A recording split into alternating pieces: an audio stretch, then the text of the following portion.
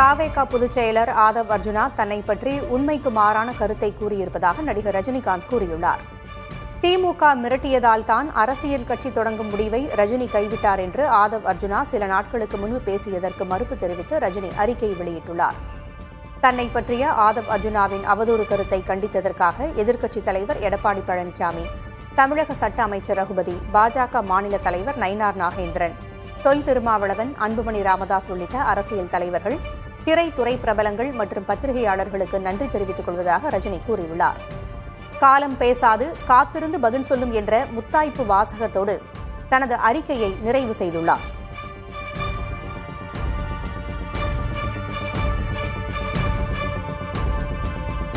ரஜினிகாந்த் குறித்து ஆதவ் அர்ஜுனா பேசியதை தாவேகா தலைவர் விஜய் ஏன் கண்டிக்கவில்லை என்று பாஜக மாநில தலைவர் நயினார் நாகேந்திரன் கேள்வி எழுப்பியுள்ளார்.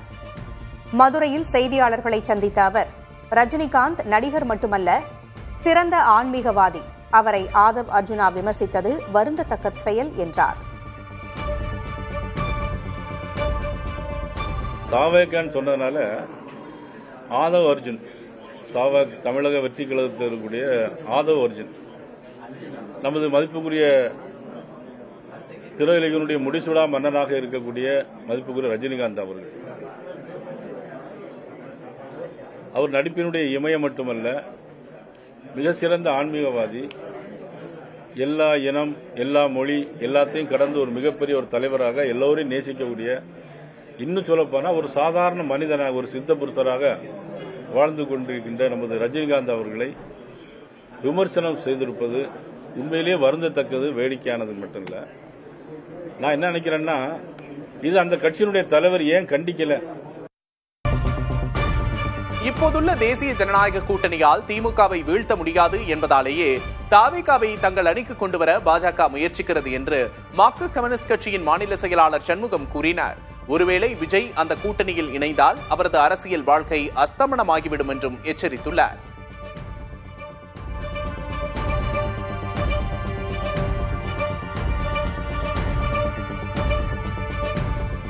இப்போது இருக்கக்கூடிய அணி மட்டும் திமுக அணியை தோற்கடிக்க முடியாது என்கிற அச்சத்திலிருந்துதான் எப்படியாவது விஜயை தங்களுடைய அணிக்குள் கொண்டு வர வேண்டும் என்கிற தீவிர முயற்சியில் பிஜேபி ஈடுபடுகிறது. விஜய் அவர்களை பொறுத்தவரை அவர் அப்படி அதுல போய் சிக்கினார்னா அநேகமாக அவருடைய அரசியல் எதிர்காலம் என்பது இதோடு அஸ்தமனமாகிவிடும் என்பதில் எந்த விதமான சந்தேகமும் கிடையாது. இதன் மீது விஜய் அவர்கள் தான் தன்னுடைய அரசியல் எதிர்காலத்தை கணக்கில் கொண்டு அவர்தான் முடிவெடுக்கணும்.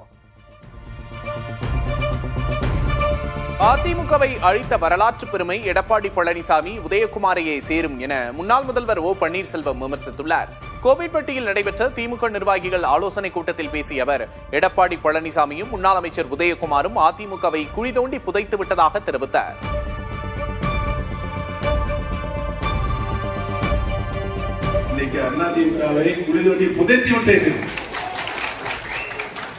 கட்சி அளித்த பெருமை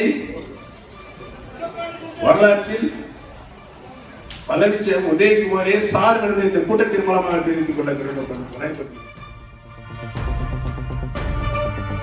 அதிமுக மீதும் எடப்பாடி பழனிசாமி குறித்தும் அவதூறு பிரச்சாரம் செய்வதை ஓ பன்னீர்செல்வம் நிறுத்திக் கொள்ள வேண்டும் என அதிமுக முன்னாள் அமைச்சர் ஆர் பி உதயகுமார் தெரிவித்துள்ளார்.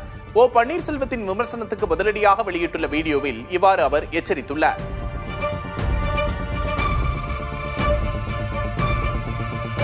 நீங்கள் இல்லாததையும் வரலாற்றை திரித்து அண்ணா திராவிட முன்னேற்ற கழகத்தின் மீதும், அண்ணா திராவிட முன்னேற்ற கழகத்தை தலைமை தாங்கிற காலம் தந்த கொடை, கருணையின் வடிவம், தெய்வ உள்ளம் கொண்டிருக்கிற புரட்சி தமிழையா எடப்பாடியார் மீதும் நீங்கள் அவதூறுகளை அள்ளித்தளித்தால் எச்சரிக்கையோடு சொல்லுகிறேன், உண்மையான விசுவாச தொண்டர்களின் எதிர்வினையை எதிர்கொள்வதற்கு நீங்கள் தயாராக இருக்க வேண்டும்.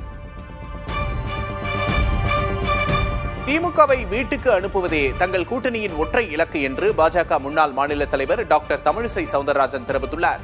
சென்னையில் செய்தியாளர்களிடம் பேசிய அவர், பொதுமக்களிடமிருந்து பெறப்பட்ட சுமார் 45,000 கருத்துக்களின் அடிப்படையில் தயாரிக்கப்பட்ட பாஜகவின் தேர்தல் அறிக்கை அடுத்த வாரம் வெளியிடப்படும் என்றார். மேலும் எடப்பாடி பழனிசாமி தலைமையிலான அதிமுக மற்றும் பாஜக கூட்டணி மிகவும் பலமாக இருப்பதாக தமிழிசை தெரிவித்தார். இப்ப எங்களோட கூட்டணி பலமா இருக்குதுங்க. மத்தியில ஆட்சி செய்த ஒரு கூட்டணி, மாநிலத்தில் மத்தியில் ஆட்சி செய்து கொண்டிருக்கின்ற கூட்டணி, மாநில ஆட்சி செய்த கூட்டணி. எங்களுக்கு கெமிஸ்ட்ரியும் நல்லா வேலை செய்யும், மேத்தமேட்டிக்ஸும் நல்லா வேலை செய்யும், எண்ணிக்கையும் நல்லா வேலை செய்யும், எண்ணமும் நல்லா வேலை செய்யும். தமிழக சட்டமன்ற தேர்தல் ஏப்ரல் 23ஆம் தேதி நடைபெறும் என்று அறிவிக்கப்பட்டுள்ள சூழலில் தேர்தல் நடத்தை விதிமுறைகளை மீறியதாக தூத்துக்குடி திமுகவினர் மீது காவல்துறை வழக்கு பதிவு செய்துள்ளது.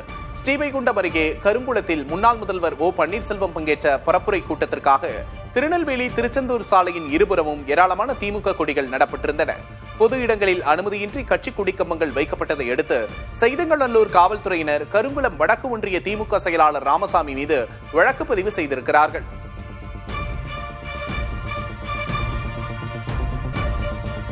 கரூரில் வாக்காளர்களை அடைத்து வைப்பதற்காக பட்டிகள் தயார் செய்யப்பட்டிருப்பதாக அதிமுக சார்பில் தேர்தல் ஆணையத்தில் புகார் அளிக்கப்பட்டுள்ளது.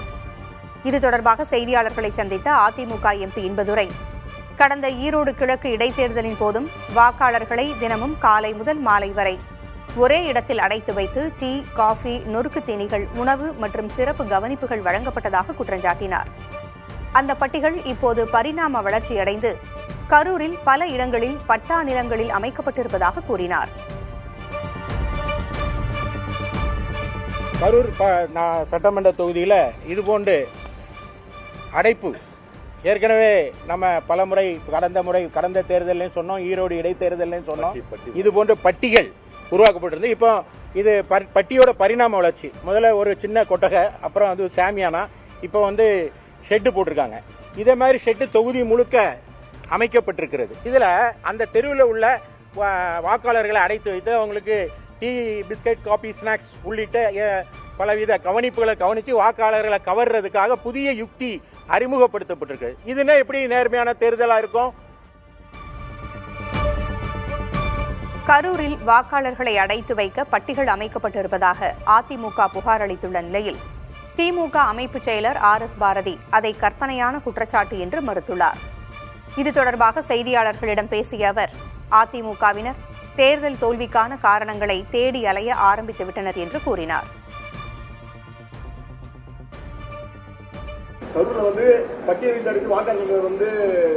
அதெல்லாம் கற்பனையில் செய்யப்படுகிற குற்றச்சாட்டு. எப்ப எடுத்தாரு, அதெல்லாம் யார் எடுத்தா, யார் வீட்டுல எடுத்தது, இதெல்லாம் தேர்தல் ஆணையம் வந்த பிறகு கொடுத்தா நடவடிக்கை எடுக்க தான் போறாங்க. அதாவது ஒரு நியூஸ் கொடுக்கணுன்றதுக்காக கொடுக்க இப்பவே ஆரம்பிச்சுட்டாங்க. தோல்விக்குரிய காரணங்களை தேடி அலைய ஆரம்பித்து விட்டார்கள்.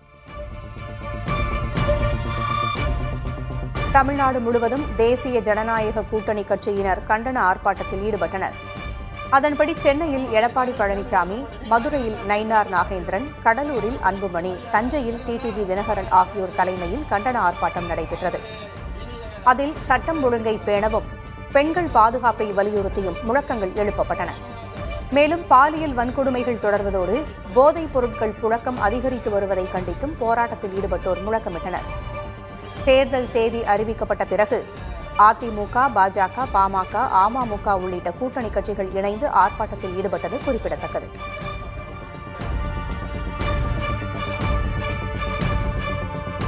தமிழகத்தில் பெண்களுக்கு எதிரான வன்முறைகளை தடுக்க காவல்துறையும் அரசும் தவறிவிட்டதாக அதிமுக பொதுச் செயலர் எடப்பாடி பழனிசாமி குற்றஞ்சாட்டியுள்ளார். தேசிய ஜனநாயக கூட்டணி சார்பில் சென்னையில் நடந்த ஆர்ப்பாட்டத்தில் பேசிய அவர், தமிழ்நாட்டில் போதைப் பொருள் புழக்கம் அதிகரித்துவிட்டதாகவும் உளவுத்துறையும் முற்றிலும் செயலிழந்து விட்டதாகவும் குற்றஞ்சாட்டினார்.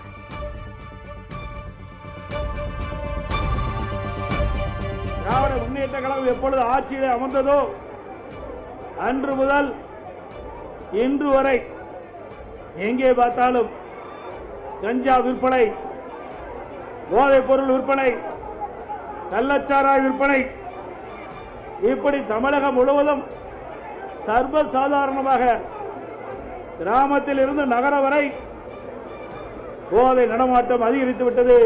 இன்றைக்கு தமிழகத்தில் உளவுத்துறை இருக்கின்றதா என்று மக்கள் கேட்கின்ற நிலைக்கு உளவுத்துறையுடைய செயல்பாடு செயலிழந்து இருக்கின்றது. பயிரை காப்பது வேலி, மக்களை காப்பது காவல்துறை. அந்த மக்களுக்கே பாதுகாப்பு இல்லாத ஒரு சூழ்நிலை தமிழகத்திலே நிலவிக் கொண்டிருக்கின்றது. அப்படிப்பட்ட அவல ஆட்சிதான் இன்றைக்கு தமிழகத்திலே நடந்து கொண்டிருக்கின்றது. மத்திய பாஜக அரசு நிறுத்தி வைத்துள்ள கீழடி அகழ்வாராய்ச்சி அறிக்கையை வெளியிட வைப்போம் என்று தமிழக முதல்வர் மு.க.ஸ்டாலின் தனது எக்ஸ் தள பதிவில் சூளுரைத்துள்ளார். தமிழ்நாட்டில் கீழடி உள்ளிட்ட 8 இடங்களில் அகழ்வாராய்ச்சி மேற்கொள்ள ஒன்றிய அரசின் தொல்லியல் ஆய்வுத்துறை ஒப்புதல் அளித்துள்ளது. பல மாதங்கள் தாமதத்திற்கு பிறகு இந்த அனுமதி கிடைத்திருப்பது திமுக அரசின் தொடர் அழுத்தத்திற்கும் விடாமுயற்சிக்கும் கிடைத்த வெற்றி என முதல்வர் குறிப்பிட்டுள்ளார். அடுத்த கட்டமாக கீழடி அகழ்வாராய்ச்சி ஆய்வறிக்கையை வெளிக்கொண்டுவர நடவடிக்கை எடுக்கப்படும் என்று அவர் கூறியுள்ளார்.